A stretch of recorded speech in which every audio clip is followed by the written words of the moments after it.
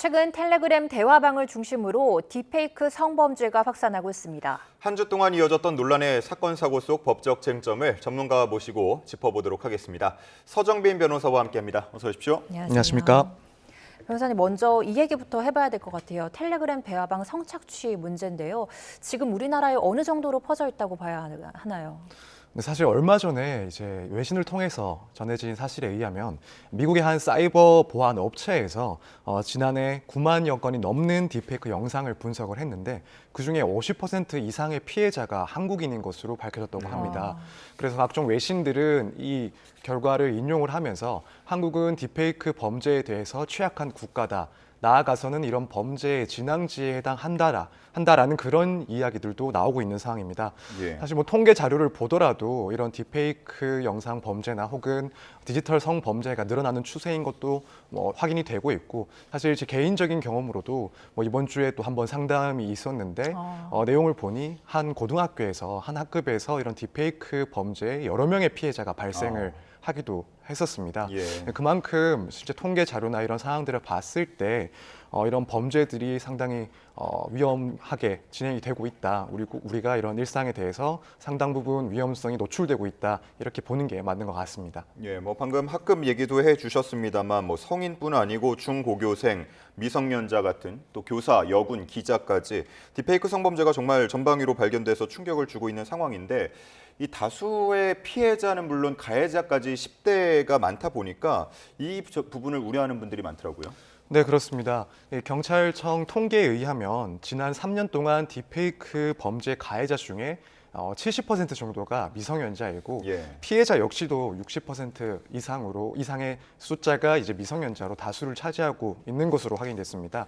아무래도 이런 미성년자 같은 경우에는 SNS 환경에 노출이 쉽게 되기도 하고 또 새로운 기술에 친화적이다 보니까 결국 가해자 중에서도 다수가 미성년자가 해당이 되는 것 같고 또 주변 지인들에 대한 범죄가 이렇게 발생을 하다 보니까 피해자들 역시도 많은 숫자가 미성년자인 것으로 보이는데 이와 관련해서는 교육 당국이나 혹은 정부 차원에서 적극적인 예방책과 또 교육 등이 필요할 것으로 보입니다. 지금 그럼 변호사님이 직접 받은 의뢰인의 피해자도 고등학생이라는 말씀이잖아요. 네, 그렇습니다. 피해자 역시 고등학생이고 가해자는 다른 학교에 있는 이제 또 다른 고등학교의 학생이라고 하더라고요. 예. 근데 한 학급에서만 해도 여러 명의 피해자가 발생을 한 상황이라고 합니다. 그럼 이 성착취물이 어떤 유형의 그런 콘텐츠였던 건가요? 결국 딥페이크 기술을 이용을 해서 그걸 활용해서 이제 학생들의 SNS 계정에 있는 그런 사진들을 이용해서 그런 딥페이크 영상물을 학생이 의뢰를 하기도 하고 그걸 주변에다가 또 배포를 하기도 하는 그런 내용의 사건으로 알고 있습니다. 정말 심각하네요. 이렇게 반복되는 디지털 성범죄가 바로 이유가 낮은 양형 때문이다라는 지적이 있거든요. 최근에 12살 여성 청소년을 대상으로 성착취물을 제작한 20대 남성 1심 판결이 나왔는데 징역 3년이 선고됐습니다. 왜 이렇게 판단한 건지 설명해 주시죠. 네, 먼저 사건 내용을 보면 20대 남성 A씨가 지난해 3월 SNS를 통해서 알게 된 12살 B양에게 접근을 해서 음란한 행위를 요구하고 또 140여 차례에 걸쳐서 신체 사진을 전송받고 이것을 활용해서 12차례 성착취물을 제작했다는 혐의를 받고 있었는데요. 1심에서 역시 징역 3년을 선고받고 검사와 피고인 모두 항소를 했지만 2심에서도 마찬가지로 예. 징역 3년이 선고된 사안입니다. 사실 이 지금 국민적인 그런 관심과 이런 분위기를 봤을 때 징역 3년이라는 것은 국민들의 눈높이에 조금 맞지 않는 약한 처벌이 아닌가라는 이야기도 분명히 제기가 될 수 있는 사안이고요. 예. 사실 양형 기준을 보면 우선 법정형으로는 이제 아청법에 따라서 이런 미성년자를 상대로 성착취물을 제작할 경우에 최소 5년 이상의 징역형 그리고 최대 무기징역형까지도 선고를 할 수 있는 상당히 중요한 범죄입니다. 네. 1심 재판부에서는 이런 성적 수위가 지나치게 노골적이고 또 피해자를 사람으로 취급하지 않고 성적 욕망이 뚜렷하게 드러난다면서 징역 3년을 선고를 하고 구속을 했는데요. 사실 대법원 양형 기준을 보더라도 징역 3년은 다소 감경이 된 것이 맞고 구체적인 판결은 뭐 확보를 할 수가 없지만 아무래도 나이나 혹은 반성하고 있다는 점을 그래도 조금 고려를 하지 않았을까. 또한 아마 동종 범죄 전력이 없었기 때문에 이런 점들도 고려를 해서 3년을 선고하지 않았을까 생각이 됩니다. 예. 뭐 딥페이크 성범죄 중 하나였던 서울대 N번방 사건은 공범에 대한 1심 선고 결과도 나왔는데 검찰이 징역 10년을 요청했단 말이죠. 그런데 징역 5년이 선고가 됐습니다. 여기에서 판단 기준은 무엇이었습니까? 사실 검찰에서 구형한 징역 10년은 사실상 구형할 수 있는 거의 최대치에 근접한 형을 이제 구형을 했던 것으로 예. 보면 되실 것 같습니다. 그리고 양형 기준에 의하더라도 법원에서 선고한 형 역시 가벼운 편은 아닙니다. 이런 기준에 의하면은 가중을 했을 때 6년 정도가 권고되는 최대치라고 볼 수가 있는데 그래도 5년을 선고했기 때문에 뭐 검찰의 구형과 비교를 하면은 다소 낮은 형량처럼 보이긴 하지만 이런 양형 기준이나 혹은 과거의 사례들에 비추어 봤을 때는 아무래도 이건 중형이라고 보는 게 맞을 것 같습니다. 이 법원에서는 입에 담기 어려운 정도로 역겨운 그런 내용들이다. 그리고 인명성과 편의성을 악용을 해서 피해자들의 그런 인격을 몰살시킨 사실 죄질이 무척 중한 범죄라고 판단을 했기 때문에 이런 5년을 선고한 것으로 보입니다. 네, 그 서울중앙지법 판결문을 보면 엄벌이 요구된다 이렇게까지 얘기를 했거든요. 이 문구가 주는 의미가 있을 것 같은데 어떻게 해석하시나요? 사실 뭐 이전까지는 이런 범죄들, 특히 허위 영상물 등의 범죄들에 대해서는 처벌이 약하다, 솜방망이 처벌이다 이런 지적들이 많이 제기가 됐었는데요. 아무래도 이번 판결을 통해서 이제 과거와 달리 이런 범죄에 대해서는 엄중한 처벌이 필요하다는 것을 다시 한번 확인을 시켜주는 그런 내용이라고 보면 좋을 것 같고, 특히 사람들이 많이 이용하고 있는 SNS가, 그러니까 일상적으로 많이 활용하는 그 SNS가 누군가에게는 범죄 수단으로 이제 악용될 수 있는 그런 사건이 되었기 때문에 이런 점을 지적을 하면서 경고성인 그런 메시지를 남긴 것 아닌가 이렇게 생각이 됩니다. 예, 어쨌든 뭐 대통령의 메시지도 나오고 있고 정치권에서도 굉장히 주목하고 있는 그런 상황인데 양형 기준 손질에 대한 움직임도 있는 것 같아 보입니다. 앞으로는 어떤 변화가 있을 거라고 보시나요?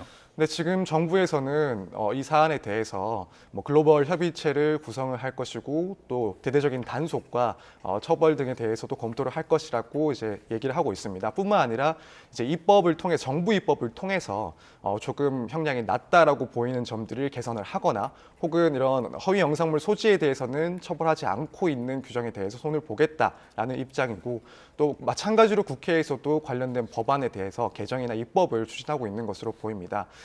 이런 사회적인 분위기가 형성이 되고 있다 보니 사실 이런 것들은 법원에서 판결을 하는 데 있어서도 상당한 영향을 미칠 것 같고, 예. 뭐 입법이나 이런 정책들이 시행되기 전이라 하더라도 향후 이런 유사한 건에 대한 판결이 나올 때는 아무래도 조금 과거에 비해서는 강화된 처벌이 이루어지지 않을까 예상을 해볼 수 있을 것 같습니다. 네, 근데 이 범죄가 이루어지는 곳이 익명성이 보장되는 텔레그램 방이다 보니까 이거 잡기가 쉽지 않을 것 같아요. 실효성 있는 단속 방법이 뭐가 있을까요? 지금 결국에는 뭐 기술적인 검토를 통해서 딥페이크 기술이 활용된 음란물에 해당하는지 여부를 기계적으로 혹은 기술적으로 걸러내는 시스템을 계속 운영을 할 것으로 보이고, 거기에 대한 인력도 더욱 보충을 할 것으로 보입니다. 그렇게 되면 기존보다는 그래도 이 범죄의 피해가 확산되는 것을 막는 데는 어느 정도 효과가 있을 것으로 보이는데요. 말씀하신 것처럼 이제 텔레그램 같은 경우에는 워낙 이용자들의 익명성이 강하게 보장이 되다 보니까 이걸 근본적으로 해결하기에는 사실 아직까지 기술적으로나 혹은 그런 인력적으로나 조금 어려움이 클 것으로 보입니다. 다만 뭐 그렇다고 하더라도 이런 피해 확산을 방지하기 위해서는 정부의 이런 정책이나 관련 제도들이 분명히 효과가 있을 것이라고 생각이 됩니다. 네, 뭐 제도, 양형 기준 여러 가지 우리가 손봐야 할 점들이 많아 보입니다. 자, 다음 사건도 한번 짚어보도록 하겠습니다. BTS 멤버 슈가 사건 발생 24일 만인 어제 검찰에 송치가 됐는데 어떻게 보통 음주운전 사건에서 걸리는 시간과 비교했을 때 이 24일 어떻습니까? 사실 일반적인 경우와 비교했을 때 큰 차이가 없다고 보는 게 맞는 것 같습니다. 일단 뭐 사건화가 됐을 때 피의자 조사를 하기 전에 그 사건의 전반적인 내용들을 경찰이 조사를 하게 되고, 어느 정도 자료가 모여 있을 때 이제 피의자를 불러서 조사를 하게 됩니다. 그런데 피의자를 불러 조사를 할 때도 변호인이 선임돼 있는 경우에는 일정을 조율하는데 시간이 조금 더 걸릴 수가 있고, 그러다 보니 이 정도 기간은 충분히 소요되는 게 일반적이라고 보시면 됐고, 이 사건 역시 24일 정도라고 한다면 뭐 지나치게 길게 지연되었다라고 보기에는 그렇지 않은 상황으로 이해하시면 좋을 것 같습니다. 네. 그리고 사건 초기에는 슈가가 도로를 달린 것으로 알려졌는데 추가 취재 결과 이게 인도를 주행했다라고 다시 밝혀졌어요. 이게 인도를 달렸을 때는 이게 뭐 형량이 달라지는 게 있습니까? 사실 이런 전동 스쿠터나 전동 킥보드가 인도를 주행했을 때 그 자체를 문제 삼는다면 이제 범칙금 몇만 원 혹은 과태료 정도가 부과되는 사항입니다. 그렇기 때문에 인도를 주행한 사실이 확인되었다 하더라도 결과에는 큰 영향은 있을 만한 내용은 아니라고 보고요. 다만 혈중 알코올 농도가 0.227%로 매우 높은 편에 속하기 때문에 네. 이제 이 점만으로도 충분히 양형을 정하는 데 있어서 조금 슈가 측에게는 불리하게 작용할 내용이라고 보입니다. 예, 뭐 조금 더 두고 보긴 해야겠습니다만 형량은 어떤 정도로 예측을 해볼 수 있겠습니까? 사실 혈중 알코올 농도는 말씀드린 것처럼 무척 높은 편에 속합니다. 이 법정형으로는 2년 이상 5년 이하의 그런 징역형이 처할 수가 있고, 혹은 뭐 1천만 원 이상 2천만 원 이하의 벌금에 처할 수 있습니다. 다만 운전한 게 이제 우리가 일반적인 자동차가 아니라 전동 스쿠터다 보니까 사실 사고 발생의 위험성은 비교적 낮다고 봐야 될 것이고, 또한 과거에 이런 유사 전력이 없는 것으로 알고 있기 때문에 형을 선고받을 경우 그래도 뭐 조심스럽게 말씀을 드리자면 이런 징역형을 선고받는 것보다는 벌금형을 조금 중하게 선고받지 않을까 예상을 해봅니다. 또 하나 궁금한 게요. 지금 이제 멤버 슈가가 사회복무 요원이기도 한데 말씀해주신 그런 형량에 따라서 뭐 복무에도 영향을 줄 가능성이 있습니까? 사실 병역법상 이런 사회복무 요원 같은 경우에는 뭔가 문제 행위는 그 근무 시간 중에 발생을 해야 징계 사안이 될 수가 있습니다. 그래서 이미 병무청에서는 이와 관련해서 징계에 대해서는 검토할 계획이 없다라는 것을 사전에 밝히기도 했고, 법률적으로 처분을 할 그런 근거가 없는 사항이기 때문에 사건과 별개로 징계 절차가 진행되지는 않을 것 같습니다. 예, 뭐 만일 징역형이 처해진다면은 그만큼 복무 기간은 늘 수가 있겠네요. 네, 그렇습니다. 징역형을 선고받게 될 경우에는 이제 근무를 하지 못하기 때문에 거기에 해당하는 일수만큼은 빠지게 되는 겁니다. 네. 그런가 하면 1차 사과문에서 전동 킥보드였다, 그리고 맥주 한 잔 마셨다, 이런 해명이 좀 논란을 키웠던 것 같아요. 어떻게 보십니까? 사실 그것 때문에 이 사건이 더욱 많이 보도가 되고 국민적인 관심도 많이 받고 또 많은 비판을 받았던 것으로 알고 있습니다. 결국 2차 사과문을 통해서 초기 대응에 대해서 미숙했던 점, 그리고 네. 너무 성급하게 사실과 다른 그런 발표를 했던 점에 대해서 사과를 했습니다. 그래서 뭐 전동 킥보드가 아니라 전동 스쿠터를 운전을 한 것이 맞고 네. 이런 혼란을 들여서 죄송하다, 이런 이야기들을 이제 사과문에 담아냈는데요. 사실 뭐 이것이 수사기관이나 법원을 향해서 발표한 내용은 아니긴 하지만 법원 입장에서는 혹은 수사기관 입장에서는 이 사안에 대해서 얼마나 진지하게 반성을 하고 있는지를 또 따져볼 만한 요소이기 때문에 약간의 영향은 또 줄 수 있을 것 같습니다. 예, 워낙 뭐 BTS라고 하면 그리고 슈가라고 하면은 세계적으로 인기가 많다 보니까 외신들에서도 많이 관심을 갖고 있는데요. 이런 관련 보도가 좀 도를 넘었다라는 지적들도 있습니다. 이 부분은 어떻게 보시는지요? 네, 사실 무척 조심스러운 부분이기는 합니다. 아무래도 뭐 글로벌 스타이다 보니 국민들의 관심이 많을 수밖에 없기도 하고, 또 그러다 보니 보도도 많을 수밖에 없는 것은 자연스러운 일이라고 생각을 하고, 또 한편으로는 뭐 슈가 측에서는 이것을 어느 정도는 감수를 해야 되는 부분이라고도 생각을 합니다. 하지만 이러한 국민적인 관심이나 보도에 있어서도 조금 더 신중할 필요가 있지 않나 생각이 드는데요. 사실 일반인이었다고 한다면 기사화되거나 보도가 될 만한 내용이 아닌데 공인이라는 이유 때문에 이런 많은 보도와 관심을 받고 있는 상황인 것도 맞는 것 같습니다. 사실 제가 만약 변호인이라고 한다면 이 처벌을 걱정하는 것보다도 이런 국민적인 그런 여론에 대해서 더 신경이 쓰일 것 같기도 합니다. 네. 왜냐하면 법으로는 어떠한 처벌을 받을지 기준이 정해져 있으니까 어느 정도 예상이 가능하고 대응을 할 수가 있는데, 사실 국민적인 비판은 뭐 기준이 정해져 있는 것이 아니다 보니까 여기 대해서 어디까지 내가 감당을 해야 될지, 수인을 해야 될지 무척 어려운 그런 영역이라고 생각이 들기 때문에 이 점과 관련해서는 뭐 국민적인 관심 혹은 보도에 있어서 조금 우리가 신중하게 생각해 볼 필요가 있지 않나, 그런 생각입니다. 네, 과거 사례에서도 사실 언론도 많은 비판을 받았었는데요. 그 아티스트의 신상 보호 같은 부분은 어떻게 좀 보호를 해야 될까요? 물론 이런 수사들은 기본적으로 비밀리에 진행을 하고 또 외부에 노출이 안 되기 안 되게 진행돼야 되기 때문에 이런 점들이 이제 불필요하게 외부에 노출되거나 언론에 노출되는 일은 분명히 방지가 조금 돼야 될 것 같습니다. 뭐 특히 예전에 말이 많았던 이야기가 많았던 뭐 포트라인에 세워서 촬영을 하게 한다 이런 것들은 물론 뭐 그런 것들이 정말 국민들의 알 권리를 보호하기 위해서 필요한 경우도 없지는 않겠습니다만 이런 내용의 사건에 대해서는 사실 그렇게까지 진행을 해야 될까라는 생각도 드는 상황입니다. 네. 그렇기 때문에 뭐 중간에 중요한 절차가 있거나 혹은 결과가 나왔을 때 그 점에 대해서 보도가 되는 것은 뭐 충분히 이해를 하고 또 감당을 해야 될 내용이긴 하지만 그 세부적으로 있는 그런 모든 과정들을 보도하는 것은 조금 자제가 돼야 되지 않나라고 생각이 듭니다. 네, 네. 알겠습니다.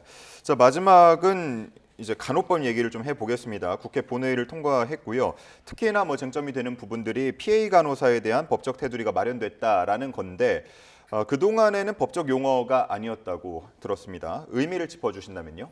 사실 지금 이제 앞으로 시행될 간호법에서도 PA 간호사에서 뭐 특별한 용어를 지정한 것은 아니지만 결국 이 PA 간호사들의 업무 범위에 대해서 법적인 근거를 마련해 줬다는 것이 상당히 중요한 내용입니다. 이전까지의 간호사 업무는 사실 의사들의 진료를 보조하는 영역까지만 해당을 시켜놨고 문제는 사실 관행적으로 실무적으로 이 PA 간호사 그러니까 진료 보조 간호사라고 할 수 있는 이런 간호사들이 보조를 넘어서 지원까지 하는 그런 일들이 많이 있었고 뭐 암묵적으로 시행이 많이 되어 왔습니다. 예. 그러다 보니 이게 범위가 설정이 되어 있지 않다 보니 이것이 불법이다라는 이야기도 많았고 따라서 이런 간호사 측에서는 여기에 대한 법적 근거가 필요하다라는 주장들이 쭉 제기가 되어 왔었는데 여기에 대한 근거를 마련해 줬다는 것이 상당히 의미가 큰 내용이라고 할 것입니다. 네, 이 PA 간호사가 해외 여러 나라에서는 이미 제도화가 됐다고 하는데요. 소개해 주시죠. 네, 찾아보면 이제 미국이나 영국, 뭐 캐나다, 독일 등 여러 국가에서 이미 시행이 되고 있는 제도이긴 합니다. 특히 미국 같은 경우에는 1960년대부터 이미 이것을 제도화를 하고 제도화를 하면서 필요한 교육 과정이나 이수 과정 등을 상당히 세밀하게 설정을 해 놓은 것으로 알고 있습니다.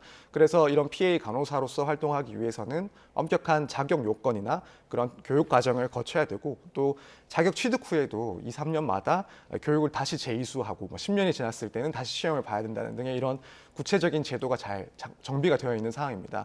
그래서 우리나라도 물론 이런 의료 시장이 서로 특성의 차이가 있겠지만 이런 먼저 시행되고 있는 제도들을 조금 참고할 만하다고 생각이 됩니다. 예. 항상 간호법의 얘기가 나올 때마다 반발하는 입장에서는 개별법으로 제정하는 거는 이제 형평성 문제가 있다 이렇게 얘기를 하고 있는데 의료법 이외에 간호법이 제정되는 거 법률적으로 봤을 때 형평성 논란이 있을 만합니까? 개인적인 생각입니다만 사실 개별법으로 지정을 했다고 해서 그걸 형평성 문제가 있다고 지적하는 것은 조금 어렵지 않나 생각이 듭니다. 뭐 똑같이 비교할 수 있을지 모르겠지만 예컨대 변호사와 법무사 같은 경우에도 일부 그런 업무 영역에 있어서는 상당히 겹치는 점이 있습니다. 법률 문서를 작성하는 것은 이제 법무사도 할 수 있기 때문에 그런데 이 두 직역에 대해서도 개별적인 법률을 두고 있습니다. 변호사법과 법무사법을 따로 두고 있는데 이처럼 어떠한 영역에서 특정 직업 영역에 따라서 개별적인 그런 법률을 둔다는 것은 그것 가지고 곧바로 이제 뭔가 형평성에 문제가 있다 따지기는 어려운 것으로 보이고 오히려 사실 이런 복잡하거나 뭐 다양한 역할이 존재하는 직업군에서는 개별적인 법률을 지정하는 것이 보다 집중적이고 효과적인 그런 법률의 시행에 있어서는 도움이 된다고 생각이 되기 때문에 이러한 지적은 조금 개인적인 입장으로서는 타당하지 않다고 생각이 듭니다. 뭐 법적 보호를 받을 수도 있습니다만 더불어서 뭐 책임이나 의무가 부과될 수도 있다 이렇게 보시는 건가요? 네, 그렇습니다. 사실 이전까지는 실제로는 PA 간호사가 활동을 하고 있는데 법적 근거가 없어서 이것들이 간호사의 업무 범위에 해당하는지 해당하지 않는지 불법인지 아닌지 사실 무척 혼란스러운 상황이었습니다.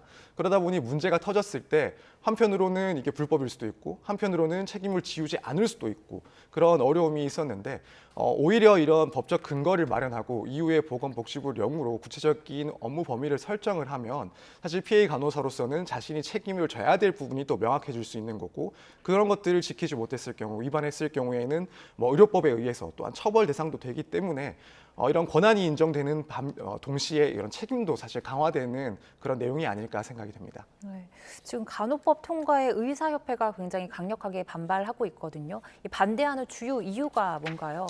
결국 의사협회에서는 이런 간호사의 업무를 지나치게 확장을 해서 간호사가 마치 의사의 역할을 대신할 수도 있다.